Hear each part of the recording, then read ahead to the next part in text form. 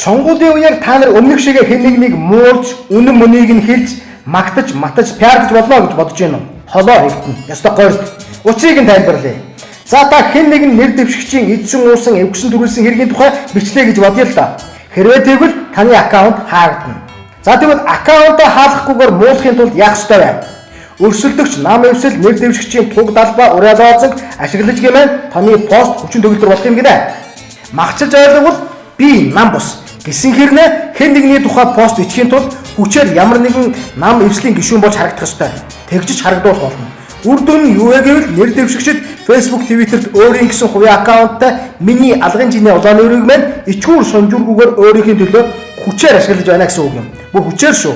Нэг хүн өдөрт 20 пост бичлээ гэж бодоход тухай бүртээ хэн нэг нам эвслийн нэр дэвшигчийн шалны айлчуур хогийн шүүр болно гэсэн үг юм. За ерөнхийдөө нэг иймэрхүү юм болно. Үүнийг нь зөвшөөрөхгүй бол аккаунтыг чинь хаана? Нөгөө хэвлэн нийтлэг үзэл бодлоо чөлөөтэй илэрхийлэх эрх чөлөө чинь хаа байна? Уг нь Facebook, Twitter чинь Монгол улсын өмч биш. Гэхдээ Монголын их хоригчид дур мэдээ хаана? Хятад улс нь Facebook, Twitter-ыг хоригдсан улс юм. Харин ардчилсан гэгдэх Монгол улс яг араас нь явж байна.